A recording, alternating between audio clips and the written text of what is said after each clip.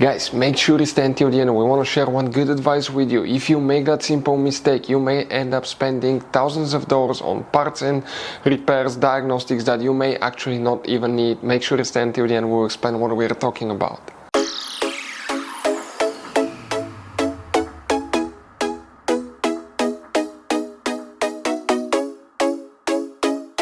Hey guys, welcome back to World Mechanics. Today guys will be super helpful video 20 week having a Chrysler 300 this generation right here from year 2014 to year 2024. If you need to find guys where the fuse relay for Bluetooth, also known as Telematics or uConnect, are located. These fuses and relays that control these systems, where they're located, where you can buy cheap parts, tools, fuses, relays at a good price, quick shipping. That way you do not waste money and time. All that will be covered absolutely free for your convenience. Please make sure you stay until the end. So guys, before we start, let us tell you a little bit about us. Every single car we get here at the garage, we try to make at least 200 to 300 free repair videos. Why we guys do that? Because our mission in the shop is to save as much money as we can. All we need in return, please subscribe to the channel, like the videos, that way we can keep making these free videos. We show you how to fix engines, transmission, bodywork, fuses, relays, all that stuff guys. And if you need to buy cheap parts and tools at a good price, quick shipping, we'll put a link in the description of the video below.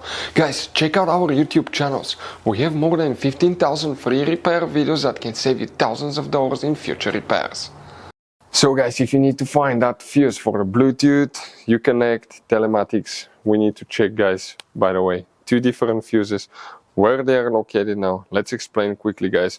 We need to go ahead and open a fuse box that's in the trunk. It's hidden under the carpet liner. Lift that carpet liner up, and underneath in the middle is your spare tire. On the passenger side you have the car battery. Right behind that car battery is the main trunk fuse box. That's a closer look of it. You see that's the negative terminal of the car battery. Press the tabs together, lift the cover up, and underneath guys, okay, we have a fuse box with a layout like this one. Let's zoom in a little bit, but before we guys continue, let's explain quickly why it's always a good idea to test fuses and relays.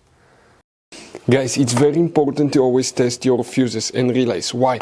Sometimes you may think you have a good fuse, guys. It's hard to tell. Look at those fuses, right? And sometimes, okay, you pull the fuse. Okay, I'm going to get the fuse puller and I'm going to remove one fuse. I want to show you on that 20 amp fuse. Sometimes it's very unclear if that fuse is burned or not. You may not clearly see it. So always, guys, test them, because if you don't test the fuse, you assume it's good. You end up spending money, time and diagnostics for problems that do not exist guys. So you can just waste your money and time. Always test your fuses, always test relays. We will put links in the description of the video below where you can find guys a video for testing a fuse and testing a relay that will explain everything that you need to do. If you guys need to buy any parts, tools for your Dodge Ram, fuses, relays at a really good price, quick shipping, that way you do not waste money and time, we're going to put a link in the description of the video below for your convenience. Please check it out. Guys, the fuse that you will need to check guys, where it's located. Now, that fuse actually will be for multiple things, and one of them is part of the radio system too. So if you check that fuse guys, okay, that's the radio. Now if you pull it later, okay, your radio may require a security code, 4 or 5 digit pin that you need to enter. If it's from your vehicle, usually automatically it will enter itself, but if the radio came from another Chrysler 300, what will happen in that case? You will need the code. If you don't have the code, you call a dealership, give them the serial number of that radio and the VIN number it came from, and they should supply you the radio code. If one doesn't work, call another one. Usually it works, guys. We've done it multiple times. But if you pull that fuse, just to know that this could happen. And the fuse that we need to check is known as fuse number 37. That fuse right here. That's the main fuse, guys, that you will need to check. Also, if you have problems with these systems, could be problems with the radio as well, and it could be a connection behind the radio, guys, or the telematics module behind the dash could be the one causing that problem as well.